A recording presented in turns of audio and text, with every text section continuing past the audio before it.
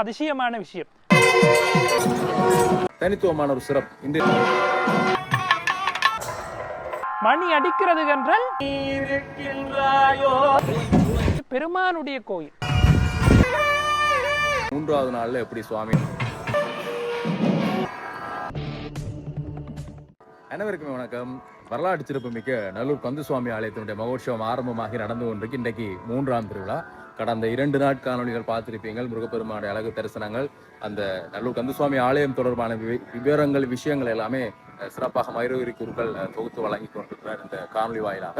அப்படியாக இன்றைய நாளையும் சிறப்பாக நல்லூர் கந்தசுவாமி ஆலயம் 3ஆவது நாள்ல எப்படி சுவாமியினுடைய திருவிழா காட்சி இன்றைக்கு இருக்க போகின்றது, வெளிவீதியில் எப்படி எல்லாம் விளப்புகிற அந்த காட்சியில வந்து பார்க்க போறோம். அதே சமயம் நல்லூர் கந்தசுவாமியினுடைய தனித்துவமான ஒரு சிறப்பு இன்றைய நாளில் இந்த காணொலி வாயிலாக பார்க்க போறோம். மகோற்சவம் ஆரம்பமாகி இன்றைக்கு 3ஆம் நாள். ஆனா இங்க நீங்க பார்க்கக்கூடிய மாதிரி இருக்கும், சப்பரத்துக்குரிய வேலைப்பாடுகள் ஆரம்பமாகிட்டது. பாரம்பரியமான முறையில் இந்த பனை மரங்கள் எல்லாமே இணைந்ததாக நல்லூரானுடைய இந்த மிகப்பெரிய பிரம்மாண்டமான அந்த சப்பரம், அசையக்கூடிய ஒரு பெரிய அளவிலான அந்த உருப்படியாக இருக்கக்கூடிய அந்த சப்பர திருவிழாவிற்குரிய ஏற்பாடுகள், சப்பரம் கட்டக்கூடிய நிகழ்வு அங்கே நீங்கள் பார்க்கிறீர்கள். அப்படியாக பக்திபூர்வமாக மங்களகரமாக இங்கே சிறிய பெண் பிள்ளைகள் எல்லாம் பார்த்தீங்கன்னா பட்டாடை அணிந்து தலையில் மலர் மாலைகளை அணிந்தவாக மிகச்சிறப்பாக ஒரு மங்களகரமான நிகழ்வாக இந்த நல்லூரானுடைய இந்த மகோற்சவ காலங்கள் அமையும். இந்த யாழ்ப்பாணத்துக்கே ஒரு தனித்துவமான கலாச்சாரத்தை கொண்டிருக்கக்கூடிய ஒரு தமிழர்களாக வாழக்கூடிய எங்களுடைய இந்த பிரதேசத்தில் நல்லூர் கந்தசுவாமி ஆலயம் இருக்குன்றது எங்களுக்கு ஒரு மிகப்பெரிய பெருமையும் எங்களுக்கான ஒரு அடையாளமாக இந்த கந்தசுவாமி ஆலயம் திகழுதுன்றது உலகமே அறிந்திருக்கக்கூடிய ஒரு விஷயம்தான். பண்பாடுகள், பாரம்பரியங்கள், கலாச்சாரங்களை பேணக்கூடிய அந்த செயற்பாடை பாரம்பரியமாக செய்து கொண்டு வரக்கூடிய ஒரு ஆலயமாகத்தான் இந்த நல்லூர் கந்தசுவாமி ஆலயம் திகழுது. அப்படி தான் இந்த பஜனை பாடுவதற்காக வந்திருக்கக்கூடியவர்கள் தான் இந்த சிறுமிகள். பாருங்கள், அவ்வளோ அழகாக பட்டாடை உடுத்து வந்திருக்கணும். அப்படியாக இன்றைக்கு சுவாமியினுடைய தரிசனம், எப்படி சுவாமி வரப்போகின்றார், என்ன அலங்காரத்தில் வரப்போகிறார்ன்றதெல்லாம் ஒரு ஆவலாக இருக்கும். என்ன வர்ணத்தில் இன்றைக்கு அவர் வெளியில் வரப்போகிறார்ன்றது மிகப்பெரிய ஆவலாக இருக்கும். அப்படியாக வசந்த மண்டப பூஜை சுவாமி நிறைவு செய்துட்டார். இப்போ நாங்கள் இந்த வாயில் பகுதியால், இந்த வைரவர் பெருமானுக்கு அருகில் இருக்கக்கூடிய இந்த வாயில் பகுதியாக, கிழக்கு பக்கமாக இருக்கக்கூடிய இந்த வாயில் பகுதியால் தான் நான் சுவாமி உங்களுக்கு வெளிவீதி விளம்பரைக்கு காண்பிக்கிறேன். அப்படியாக இன்றைய நாளில் சுவாமி வசந்த மண்டபத்தில் இருந்து எழுந்தருளி வெளியால் செல்லக்கூடிய அந்த காட்சியை வந்து பார்ப்போம். வளமையாக பார்க்குற விட இன்றைக்கு கொஞ்சம் மாற்றமாக வசந்த மண்டபத்திலேருந்து சுவாமி வெளியால் வரைக்க இப்படி வாரார். இப்போ கொடித்தம்ப பூசை உள்ளுக்கு நடந்து கொண்டிருக்குது.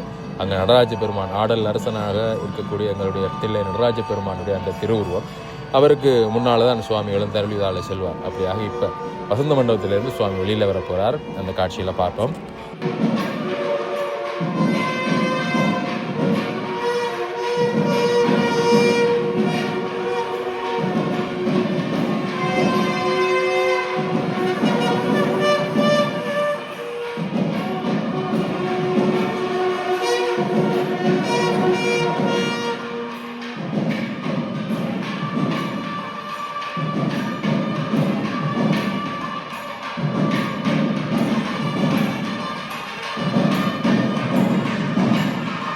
சுவாமி வசந்த மண்டபத்திலேருந்து எழுந்தருளி வந்து இப்போ வளமையாக நான் காண்பிக்கிற மாதிரி இந்த முன்றல் பகுதியிலேருந்து இங்கேருந்து வாகனத்தில் ஏறி செல்வார்.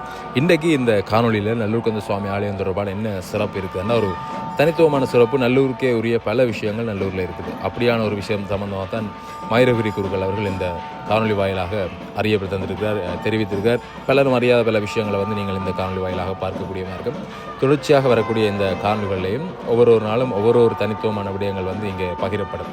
அப்படியாக தொடர்ச்சியாக இந்த காணொலியை பார்த்து கொள்ளுங்க, முடிந்தவர்களுக்கு பகிர்ந்து கொள்ளுங்க. சுவாமி இப்பொழுது அங்கே ஆலயத்தினுடைய உள்வீதி பகுதியை விளம்பருவதற்காக செல்வார். இன்றைய நாளில் நீல வர்ணத்தில் சுவாமியினுடைய அலங்காரம் அமையப்பட்டிருக்குது. அங்கே நீங்கள் பார்க்கலாம். வெளியில் வரைக்கும் தான் இன்னும் அழகாக வந்து நாங்கள் பார்க்கலாம். எளிமையான ஒரு அலங்காரமாக இருக்கும், ஆனால் அவ்வளவுத்திற்கு அழகாக காட்சி தருவார் அந்த நேர்த்தி. அங்கே நீங்கள் பார்க்கலாம். இப்போ தான் அந்த மின்விளக்குகள் ஒளிரவிட்டு தீபாராதனை காண்பிக்கணும். இப்போ சுவாமி எழுந்தருளி ஆலயத்தின் உள்வீதி விளம்பர செல்ல போகிறார்.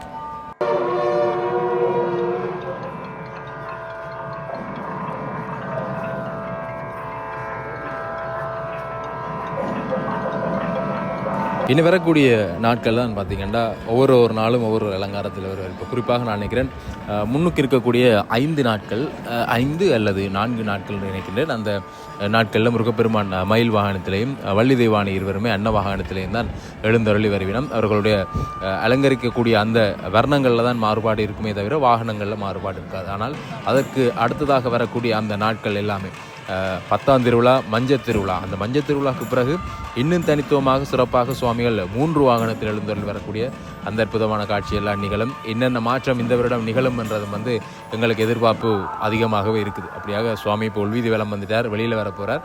பாருங்கள், இந்த மாலை வேளை எவ்வளவு அடியவர்கள் இந்த இடத்துல நிற்கிறோம். இன்றைக்கி புதன்கிழமை மாலை வேளை நிறைந்த அடியவர்கள் நல்லூர் கந்தப்பெருமானுடைய வருகைக்காக காத்திருக்கக்கூடிய காட்சி.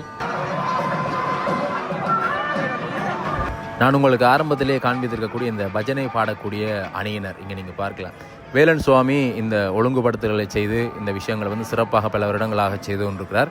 அவருடைய இந்த நெறிப்படுத்தலின் கீழே ஒவ்வொரு பாடசாலை மாணவர்களாக இணைந்து இந்த இடத்துல குழுவாக இணைந்து இந்த பஜனை பாடக்கூடிய சுவாமி வரக்கூடிய சுவாமிக்கு பின்னாலே பஜனை பாடிய வண்ணமாக வருவார்கள். உண்மையாகவே மிக தேவையான ஒரு விஷயம் இப்பொழுது இங்கே நிகழ்ந்து கொண்டிருக்கிறதை நாங்கள் பார்க்கிறோம். ஏனென்றால் இப்போ ஆலயங்களில் பஜனை பாடக்கூடிய அந்த நிகழ்வு என்பதே பார்த்திங்கன்னா மிக அருகி கொண்டு போகுது.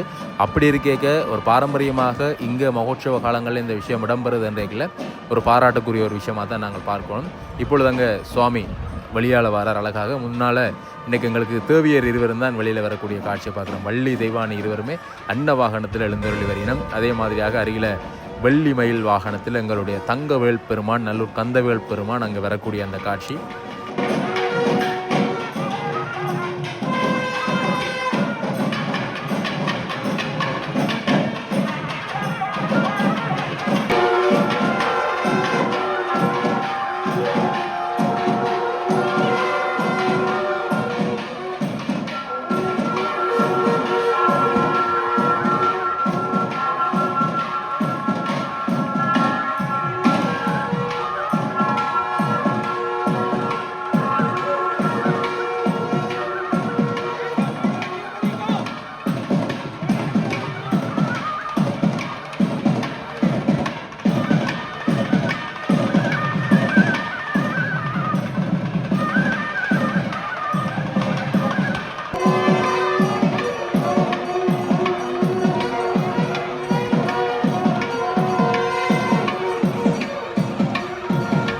பாருங்க, வெளியில் வரினம் இன்றைக்கு 3வது நாளாக வெளிவீதி விளம்பரினம் அடியவர்களுக்கு காட்சி தாரதுக்கு ஒரு இலகுவான அலங்காரம் அங்கே நீங்கள் பார்க்கலாம். அழகான அலங்காரம், தனித்துவமான அலங்காரத்தில் மாலையும் தங்க நகைகளும் அணிந்ததாக தங்கவேல் பெருமானும் வெறுமனவே 2 மாலைகளை அணிந்ததாக அங்கே எங்களுடைய வள்ளி தெய்வானை பிராட்டியர் இருவருமாக அங்கே கொண்டிருக்கக்கூடிய அந்த காட்சி. மாலை மங்குகிற நேரம் சூரிய பகவான் பின்னாலே இருந்து ஒளிக்கீட்டுகளை வீசிக்கொண்டிருக்கிறார்.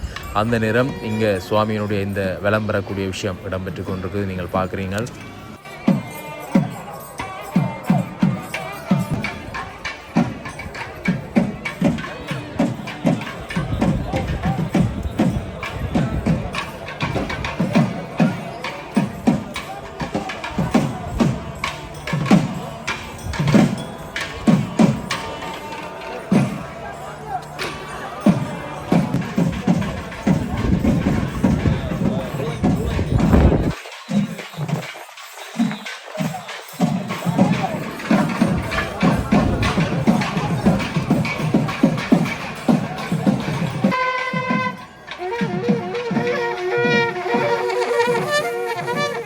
அந்த சாமியார் வலம் வந்து கொண்டிருக்கிறார். அதே சமயம் நீங்கள் இங்கே பார்க்கலாம், எங்களுடைய வைகுந்தவாச குருக்கள் மகோற்சவ குருவாக இருந்து இந்த நல்லூர் கந்தசுவாமி ஆலயத்தினுடைய நேர்த்தியும் பாரம்பரியத்துக்கும் அந்த நேர முகாமைத்துவத்திற்கும் பொருந்தக்கூடிய விதத்தில் செயற்பாடுகளை செய்து கொண்டிருக்கக்கூடியவர். அதே மாதிரியாக அங்கே பிரசன்னா குருக்கள் காந்த குரலால் தன்னுடைய பாடல்களை பாடி முருகப்பெருமானுடைய பக்தர்களை ஈர்க்கக்கூடிய, இன்னும் நிறைந்த அடியவர்கள் அவனை தேடி வரக்கூடிய செயற்பாட்டை செய்து கொண்டிருக்கக்கூடியவர். அப்படியாக இந்த இடத்துல கந்தனருபூதி இப்பொழுது பாடப்பட போகுது. அதை கேட்கல மெய்யுருகும் வளமையாக நான் சொல்வதுதான். அப்படித்தான் இன்றைய நாளிலையும் அருமையாக அந்த கந்தரனுபூதி பாடலை பாடியிருந்தார். அதை நீங்கள் இப்போ கேட்கக்கூடியமாயிருக்கும். தெற்கு வாயில் பகுதிக்கு நாங்கள் வந்துட்டோம். தெற்கு வாயில் கிளிக்கோபுரத்துக்கு, இதை கிளிக்கோபுரம் என்று தான் சொல்வார்கள். ஏனென்றால் இந்த தெற்கு வாயிலுக்கு இந்த கோபுரத்துக்கு முன்னாலேயே அருணகிரிநாதர் பெருமான் இருக்கிறார். அந்த அருணகிரிநாதர் உற்சவத்தில் அந்த விஷயம் மேலதிக விஷயங்களை நான் உங்களுக்கு தரேன். அப்படியாக இப்பொழுது இங்கே தெற்கு வாயில் பகுதிக்கு சுவாமி வந்துட்டார். இதில் சுவாமி நிற்கும் பொழுது கந்தரனுபூதி தன்னுடைய காந்த குரலால் பிரசன்ன குருக்கள் அவர்கள் இசைக்கக்கூடிய அந்த கந்தரனுபூதி பாடலை இப்போ நீங்கள் கேட்கலாம்.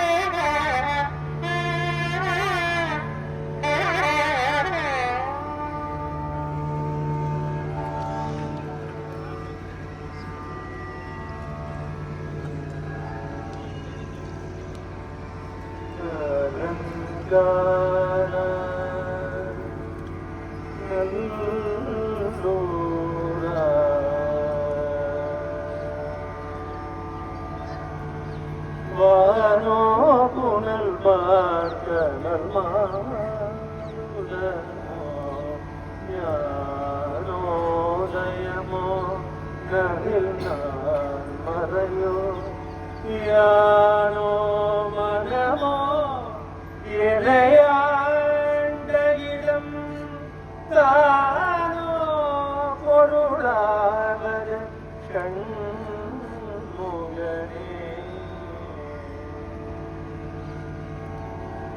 வானோ புனல் மாருதமோ பரம் பொருளே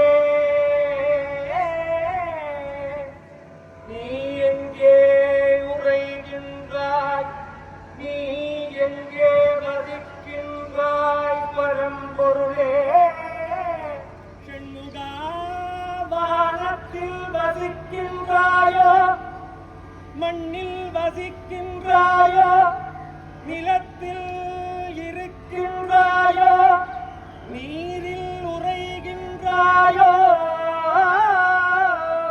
சண்முகா பரம்பொருளே சத்து சித்து ஆனந்தமயமாகவே சண்முகா நீ எங்கே உறைகின்றாய் எங்கே வசிக்கின்றாய் எங்கே இருக்கின்றாய் சண்முகா இந்த பஞ்சபூதங்களில் தான் நீ இருக்கின்றாயோ நல்லூர் சண்முகா யானோ மனமோ இணையாண்ட இடம் வேதத்தில் இருக்கின்றாயோ சண்முகா என் உடம்பில் இருக்கின்றாயோ சண்முகா என் ஆன்மாவில் இருக்கின்றாயோ நல்லூர் சண்முகா என் உயிருள் என் உயிரில் வசிக்கின்றாயோ நல்லூர் சண்முகா நீ எங்கே இருக்கின்றாய் நீ என்னை ஆண்ட இடம் எங்கே சொல் சண்முகா என்னை நீ ஆண்ட இடம் சொல் நல்லை கந்தா சண்முகா நிலத்தில் இருக்கின்றாயோ சண்முகா நீரில் வசிக்கின்றாயோ சண்முகா ஆகாயத்தில் உறைகின்றாயோ சண்முகா நெருப்பில் இருக்கின்றாயோ சண்முகா ரிக்வேதம் யஜுர்வேதம் சாமவேதம் அதர்வண வேதம் என்று சொல்லப்படுகின்ற அந்த சதுர்வேதங்களில் நீ இருக்கின்றாயோ என்னுள் என் உடம்பில் இருக்கின்றாயோ சண்முகா ஆன்மாவில் கலந்திருக்கின்றாயோ சண்முகா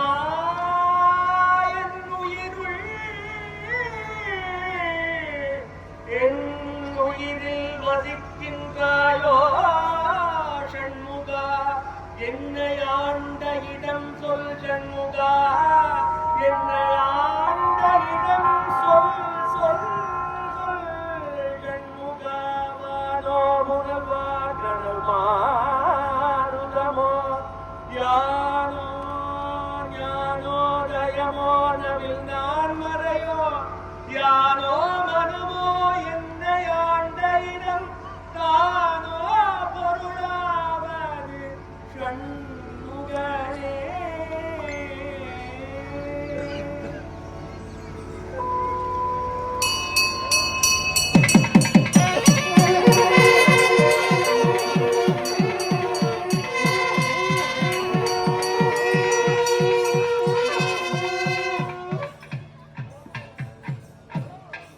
கந்தர் அனுபூதி பாடலை கேட்டிருப்பீங்கள்.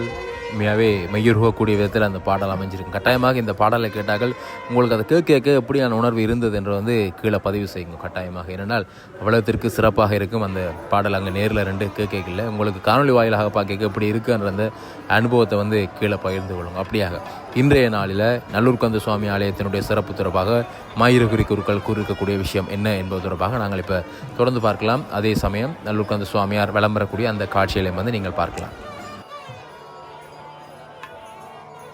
நல்லூருடைய திருக்கோயில் மகோத்சவத்திலே நாங்கள் இணைந்திருக்கிற போது நல்லூர் சார்ந்த பல எண்ணங்கள் எங்களை சார்ந்து இயங்கும். நல்லூரிலே இருக்கக்கூடிய சிறப்பு அம்சம் என்னவென்றால் இங்கே ஒரு தனித்துவமான பாரம்பரியம் இருக்கிறது. நேரம் என்பது அசையாமல் நேர முகாமைத்துவம் மிகச்சிறப்பாக பேணப்படுகிறது. அந்த நித்திய வழிபாட்டிலே கூட நித்தியம் நடக்கக்கூடிய 6 கால பூஜை, திரு அனந்தல் பூஜை என்று சொல்லக்கூடிய உசத்காலத்தில் நடக்கக்கூடிய பெருமானுடைய பள்ளியறை பூஜை, மாலையிலே பெருமான் பள்ளிக்கு அந்த பள்ளியறைக்கு எழுந்தருளக்கூடிய அந்த பூஜை, அர்த்தசாமம் அதோடு கூடியதான பெருமானுடைய இரவு பள்ளியறை பூஜை, இப்படி இவைகள் எல்லாம் கூட அந்தந்த குறிப்பிட்ட நேரத்துக்கு நடைபெறும். யாருக்காகவும் எவருக்காகவும் ஏதாவது ஒரு நிகழ்ச்சிக்காகவும் அல்லது யாரோ ஒரு பெரிய பிரமுகர் வருகிறார் என்பதற்காகவும் இந்த நேர சூசியிலே எந்த மாற்றமும் இடம்பெறாது. மணி அடிக்கிறது என்றால் சரியான நேரத்துக்கு மணி அடிக்கிற போது அது எப்போது செய்யப்பட வேண்டுமோ அது அப்படி செய்யப்படும். அவர்கள் இந்த திருக்கோயில் சார்ந்த பரிபாலகர்களுக்கே ஏதாவது அவர்களுடைய இல்லத்திலே ஏதாவது துன்பியல் நிகழ்ச்சிகள் நடந்தால் கூட இவைகளிலே எந்த மாற்றமும் அவர்கள் செய்ய அனுமதிப்பதில்லை. இதுதான் இங்கே இருக்கக்கூடிய சிறப்பு. இந்த சிறப்பை விட நான் மிகவும் வியந்து பார்க்கக்கூடிய விஷயம் என்னவென்றால் இந்த முறை இந்த ராஜகோபுரம், இந்த மகோன்னதமான ராஜகோபுரம் புதிதாக நிர்மாணம் செய்யப்பட்டு கலசாபிஷேகம் செய்யப்பட்டிருக்கிறது. வடக்கு பக்கத்திலே, கோயிலுடைய வடக்கு பக்கத்திலே புதிதாக ஒரு வளைவு அலங்கார தோரண வாயில் திறக்கப்பட்டிருக்கிறது. தெற்கிலே தோரண வாயில் திறக்கப்பட்டது. அடிக்கடி திருக்கோயிலுடைய இந்த புனருத்தாரண வேலைகள் எல்லாம் நடக்கும். புனருத்தாரண வேலைகள் நடைபெற்ற பிறகு பெருமானுடைய திருவுளத்துக்கு ஏற்ற அளவிலே பெருமானுக்கு ஏற்புடைய ஒரு நாளிலே இந்த கலசாபிஷேகங்களை செய்து இந்த கோயிலுடைய அந்த பகுதிகளை திறந்து விடுவதற்குத்தான் அவர்கள் முயற்சிப்பார்கள். இல்லாமல் அந்த நாளுக்கு கூட பெரிய அளவிலே சாஸ்திர முக்கியத்துவம், அதாவது இந்த ஜோதிஷ முக்கியத்துவம் கொடுக்க மாட்டார்கள். ஜோதிஷத்திலே கொஞ்சம் அப்படி இருக்கும் அந்த நாள். மிக நுணுக்கமாக பார்க்கிறவர்களுக்கு இல்லை மேலா பகிரங்கமாக பார்த்தால் கூட சில சமயங்கள் அந்த நாள் மிகவும் ஆடிக்கொண்டே இருக்கும். ஆனால் அதை பற்றியெல்லாம் அவர்கள் கவலைப்படுவதில்லை. இது பெருமானுடைய கோயில். இந்த காலங்களுக்கு அப்பாற்பட்டு கால நியமங்களுக்கு அப்பாற்பட்ட பெருமானுடைய கோயிலிலே பெருமானுடைய இந்த அமைப்புகள், பெருமானுக்காக அமைக்கப்படுகிற இந்த அமைப்புகள் அவனுக்குரிய காலத்திலே அவைகளை ஏற்பாடு செய்து அவைகளை திறந்து விடுவது அல்லது அந்த அபிஷேகங்களை செய்து அந்த நிகழ்ச்சிகளை ஆரம்பிக்கிறது என்கிற ஒரு மரபு நல்லூரிலே பேணப்படுகிறது. அது தனிப்பட்ட முறையில் எனக்கு ஒப்புடையதோ இல்லையோ, இந்த பெருமானதை ஒப்புக்கொண்டு ஏற்றுக்கொள்கிறான் என்பதுதான் அதிசயமான விஷயம். நானே யோசித்திருக்கிறேன், இது அப்பா இப்படி செய்கிறார்கள் என்று. பெருமான் ஏற்றுக்கொள்கிறான், அந்த விஷயங்களை பெருமான் அங்கீகரிக்கிறான் என்பதை நாங்கள் நீண்ட காலமாக பார்க்கிறோம், நீண்ட நெடுங்காலமாக பார்க்கிறோம். ஆகவே இந்த அழகை நாங்கள் பார்க்கிறோம். பெருமானுடைய இந்த ராஜகோபுரம் இன்றைக்கு இந்த ஆண்டு மிகச்சிறப்பாக முன்னே திகழ்கிறதை பார்க்கிறோம். முன்னே பெருமான் பச்சை வஸ்திரதாரியாக அங்கே சண்முகருடையதும் அம்பாள் தேவியர்களுடையதுமான விக்கிரகம் அங்கே அந்த கோபுரத்தினுடைய கீழ்ப்பகுதியிலே பிரதிஷ்டிக்கப்பட்டிருக்கிறது. அது எப்படி இருக்க போகிறது என்றால், இந்த முறை பெருமான் பச்சை சாற்றி மீள கோயிலை நோக்கி எழுந்தருளுகிற போது, தேர் உலா முடித்து எழுந்தருளுகிற போது பெருமானும் பச்சை கோலத்தோடு உள்ளே எழுந்தருள, அங்கே கோபுரத்திலே தெரியக்கூடிய சுதை விக்கிரகமாக தெரிகிற சண்முக பெருமானும் அவனை பார்க்க ஒரு பேரழகாக தெரியக்கூடிய ஒன்றை நாங்கள் இந்த ஆண்டு அனுபவிக்க இருக்கிறோம். இந்த அளவிலே இந்த பச்சை மயில் வாகனாக இருக்கக்கூடிய பெருமான் எங்கள் மனசும் பச்சையாக இருக்க, எங்களுக்குள்ளே இருக்கக்கூடிய நாங்கள் யாழ்ப்பாணத்தவர்களுக்குரிய முக்கியமான பிரச்சனை என்ன என்றால், ஒருவரை ஒருவர் இழுத்து வீழ்த்தி விடுவார்கள் அல்லது போட்டி பொறாமைப்படுவார்கள் என்ற அந்த எண்ணங்கள் எல்லாம் அகன்று போய் எப்போதும் பச்சை குழந்தைகள் போல நல்ல எண்ணங்களோடு ஒருவரை ஒருவர் தூக்கி விட வேண்டும், உயர்த்தி விட வேண்டும் என்கிற எண்ணங்களை கொண்டவர்களாக, எப்போதும் அந்த பச்சை உள்ளம் கொண்டவர்களாக, அந்த பச்சை பசுமையான மனசும் அந்த பசுமையான எண்ணங்களும் அந்த பசுமையான சிந்தனையால் ஏற்படுகிற மகிழ்ச்சியும் எங்களோடு எல்லோரோடும் இருக்கட்டும் என்று பிரார்த்திப்போம். அப்படியாக சிறப்பாக மயூரவரி குருக்கள் இன்றைய நாளில் கூட நல்லூர் கந்தசுவாமி ஆலயத்தினுடைய தனித்துவமான சிறப்பு தொடர்பாகவும் இந்த நேர முகாமைத்துவங்கள் தொடர்பாகவும் பேசியிருந்தார். மிகச் சிறப்பாக நாளைய நாளில் இன்னும் ஒரு தனித்துவமான விஷயத்தோடு உங்களை சந்திப்பார். அப்படியாக இப்பொழுது சுவாமியும் நீங்கள் பார்த்துருப்பீங்கள். இந்த அவருடைய கதைக்கு பின்னாலே இந்த சுவாமி விளம்பரக்கூடிய அந்த காட்சிகளையும் பார்த்துருப்பீங்க. இப்பொழுது சுவாமி மீளவும் ஆலயத்தினுக்குள்ளே செல்வதற்காக வரக்கூடிய காட்சி. 6 மணிக்கு வெளியே வருவார். அதே மாதிரியாக 7 மணிக்கு ஆலயத்திற்குள்ளே சரியாக சுவாமி செல்வார். அதுதான் இங்கே இருக்கக்கூடிய அந்த நேர முகாமைத்துவம்.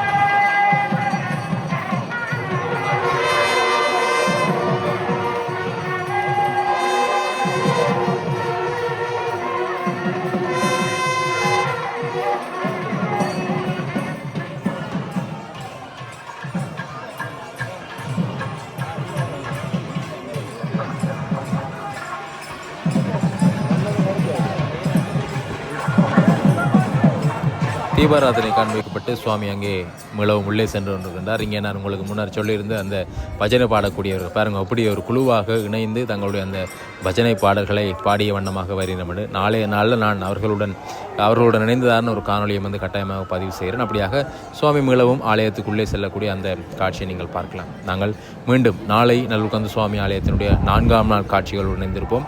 நாளை சுவாமி எப்படி வரப்போகிறார், என்ன அலங்காரத்தில் வாரார், எப்படி என்ன வர்ணத்தில் வாரார் என்றதை காத்திருங்கோ, எதிர்பார்த்திருங்கோ. காணொலியோடு வருகின்றேன். ஓம் முருகாசரணம்.